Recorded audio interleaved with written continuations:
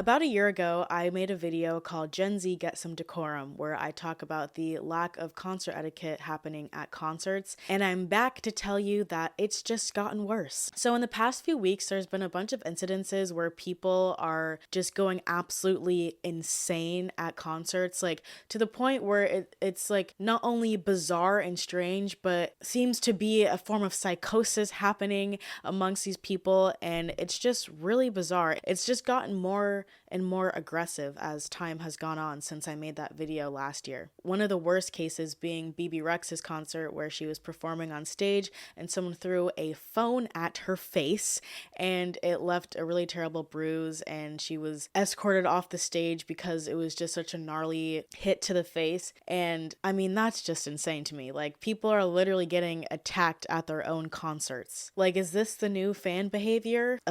I don't know if I'm allowed to say that word. I know I've been complaining about the age restrictions, so if you want to give this video a like and just give me support, help your girl out against these age restrictions, watch some of my older videos because I know it's not been recommended to you guys. Someone was like, I thought you stopped uploading for months, and I'm like, nope, been here the whole time. Although YouTube is a very cushy job and I'm very lucky for the job that I have, I do put a lot of work into my videos, so when it does get age restricted, it's basically just hours of work being thrown out the window, and I'm not getting financially compensated for that. And at the end of the day, this is my job, and if you want more videos from me, then I kind of need a place to live. So if you could just give my videos a like so I can get paid and stream my music, because I'm actually pretty good. I'm just gonna give a small little pitch because I know I'm a YouTuber and people are like, oh, YouTubers can't make music.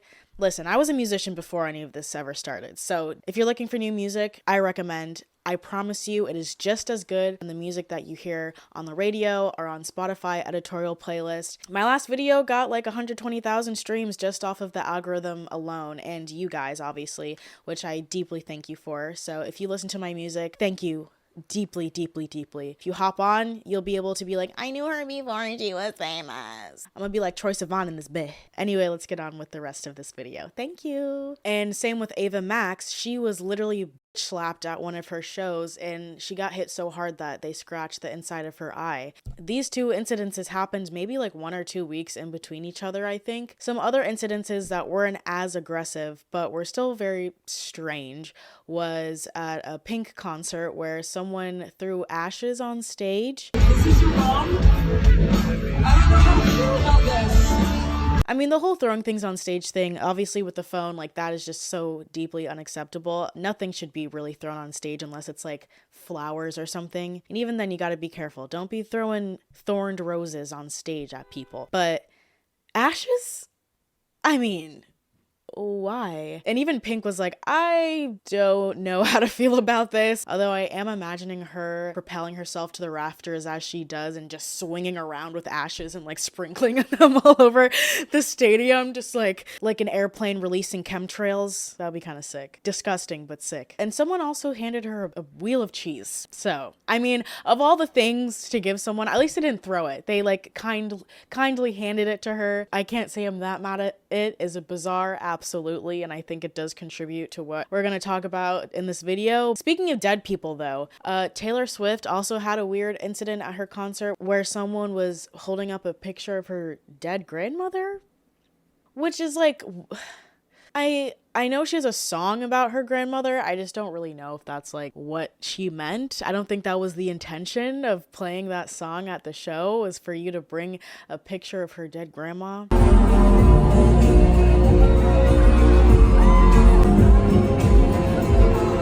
I don't know. I feel like people will do anything to try to like throw off these artists and get their attention, which is why I'm making this video, but it's so bizarre. Concerts are just getting so bizarre and volatile and unsafe, not just for concert goers, but for artists now too. More and more people are just losing any sort of respect for the people around them and the artists, which is the most surprising to me because, you know, with the stan culture that is prevalent today. People worship these artists, and it baffles me that they would want to cause harm to these artists, but you know, it's not the first time stuff like that has happened. And people have been throwing things on stage for years, like bras and whatnot, but it really seems like concerts are they have like a really edgy streak to them now that doesn't seem right and wasn't as prevalent as it used to be. I think the intensity of this stan culture and the worshiping of these artists has come to a weird head where now that worship and obsession becomes violent and it becomes really aggressive. And of course there's also extreme aggression and backlash from the fandoms towards anyone who talks poorly about them on the internet, like when Kimberly Foster was doxxed for tweeting about Nicki Minaj. It's almost like when you see like a really cute little puppy and you're like, oh my God, I just want to squeeze you, you know? Like, I feel like that's what's going through people's minds when they see their favorite artists in person. And the parasocial relationship between fans and artists and influencers or whoever has become so intense and so out of control. It has resulted in people acting this way when they finally see their favorite artists in person. Because we all know that the parasocial relationship has gone to a whole other level with social media. And we have so much access to these artists and these public figures that we feel like we know them. We interact with celebrities almost the same way we interact with our friends online.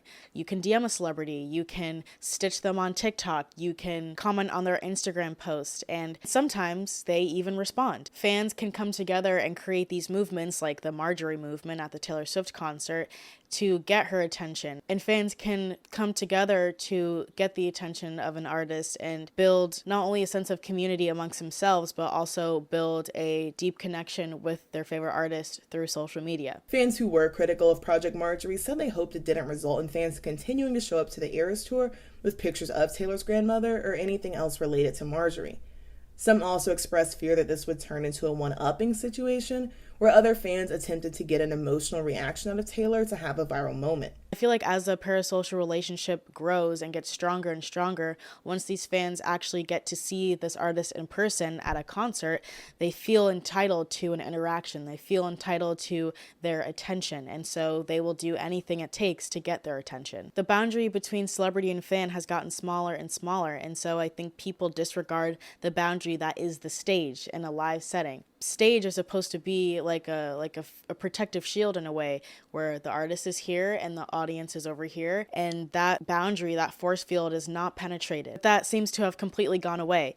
People have figured out, oh, we can throw things at them and that'll get their attention because they're, you know, I'm a fan and I want them to look at me. I want them to notice me. I'm a paying audience member. I deserve to get what I want because I paid, you know, $200 for these tickets. So I should be able to act however I want to. And that artist should be grateful that I am here and that I'm trying to get their attention. Speaking of social media, we're obviously in this attention economy where your attention is the most valuable. And so I think outside of people trying to get the attention of their favorite artists, they also are trying to compete with the internet, and they want to have a viral moment. They want to be that person who is recorded and posted onto TikTok and gets millions of likes because they did something absolutely crazy at this concert. And that kind of behavior is rewarded. I mean, it works. When you do something crazy, it is rewarded by the algorithm, by comments, likes, and reposts. And so it incentivizes people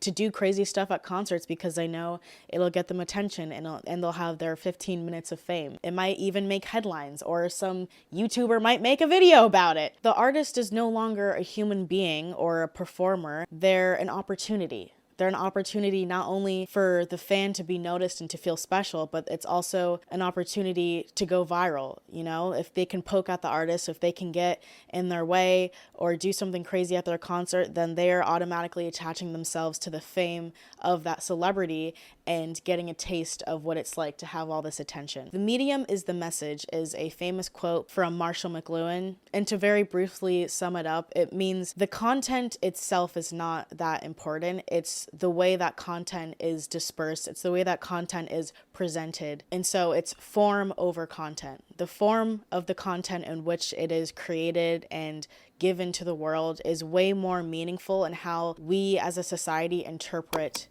you know, what's the message there? The message of TikTok is create viral moments, create engaging, enticing, attention-grabbing content in short form that will keep people engaged and interested in the content. So with this kind of messaging, people are going to do whatever it takes to get attention. And we are being shaped by the content that we consume on TikTok, by all this short form content and all this attention grabbing viral content. It really affects the way that we behave in the real world, and it affects how we interact with content. And I also want to give a shout out to MJ Corey, because I watched her TikTok about this subject and it really inspired me to talk about this. I'm a big fan, so go check her out. She brought up a really great point, including this quote, "The medium is the message," because I think TikTok has really shaped the way we go about parasocial relationships and has really shaped the way that we consume content in a massive way. Like, TikTok has really changed society. And another quote from Marshall McLuhan is,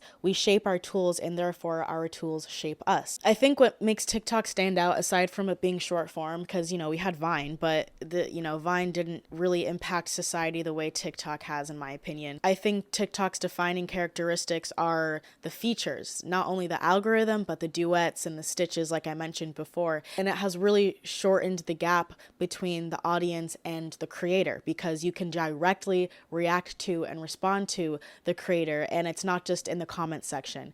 So there's a real lack of boundary there, for better or for worse. And on top of the short form content, there's just like an intense need for instant gratification. The way that TikTok has like shaped our brains into being little rats who just want those dopamine hits immediately, have made us more volatile at concerts, because people who are going to these concerts, they want that instant gratification, they want the attention, and they'll do anything to get it in that moment, when they want it, exactly when they want it, rather than sitting back, enjoying the concert, respecting the people around them and the artist. It's just like, reptilian brain behavior. And of course, monkey see, monkey do. And when we are in these large groups and we're overwhelmed, and there's lights and there's sound and there's people and there's like all of these things going on, we just fall into this kind of hive mind behavior. If so, there's like a general vibe. If there's a general vibe or behavior at these shows, people are going to fall in line and follow everybody else. Naomi Cannibal made a really good video about this topic on her channel, and she brings up the phrase collective effervescence. Collective effervescence is a sociological concept coined by Emily Durkheim. According to Durkheim, a community or society may at times come together and simultaneously communicate the same thought and participate in the same action. And so, of course, places like concerts invite this kind of feeling. And it's not a bad feeling. It's actually quite good for us to be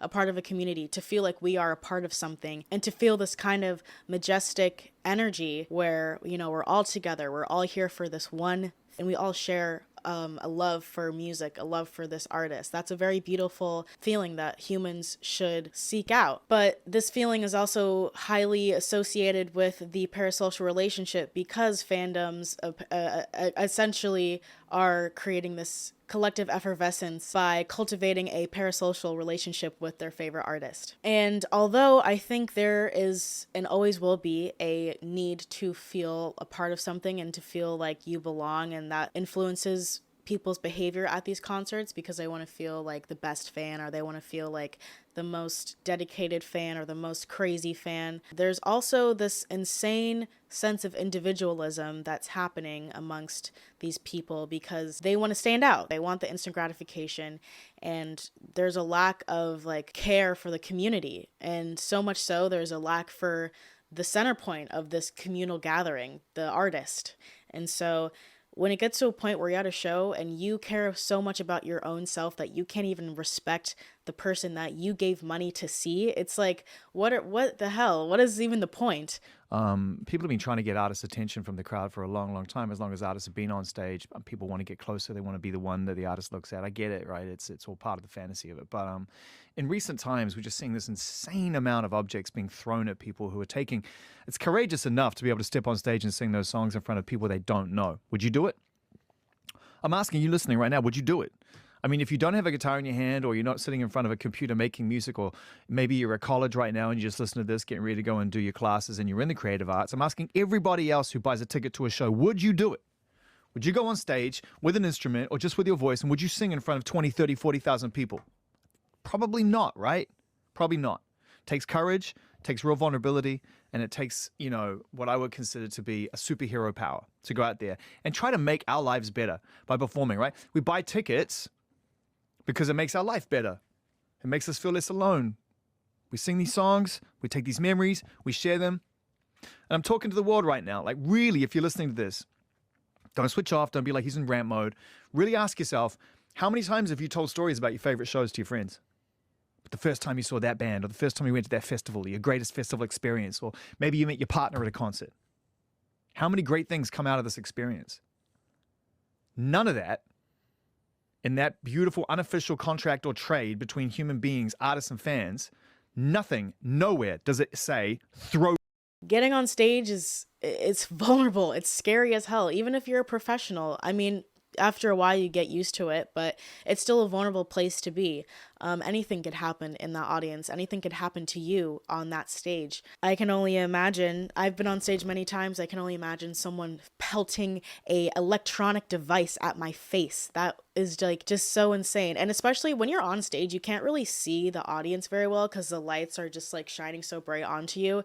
It's really, you would never see it coming. And so that is incredibly scary to think about, especially considering the state of the world. Bad things happen at concerts, and we've seen that time and time again. And so I can only imagine being an artist on stage and being like, what was that? What just happened? Am I about to die right now? I just really urge all these people who are doing these stupid things at concerts to like put themselves in their shoes. I mean, it's basic empathy, but like people don't understand how hard it is to perform. Like, it's great and it's beautiful and it brings joy, but you know, it's a very brave thing to do. And it's the same thing as like when I remember when that girl who made that song on TikTok that went viral and everyone was hating on it and going to her shows to hate on her. It's like, I would love to see you get on that stage. I would really love that. I would love to see you try to perform and hit any sort of note without wobbling and falling to the floor in embarrassment and shame. When I eventually go on tour, if anybody wants to throw something at me, I would just suggest cash. You know, it's very light, it's not heavy, it won't hurt me, I won't get any paper cuts, and I accept any other kinds of lightweight gifts. There are no pennies, no dimes, no change, please. I'm not a fountain, just a siren. No, I'm just kidding. But yeah, that's really all I've got for today. So if you liked this video, you know what to do. Give it a like. Come on. I know you want to, please. Okay, thank you and good night. Bye.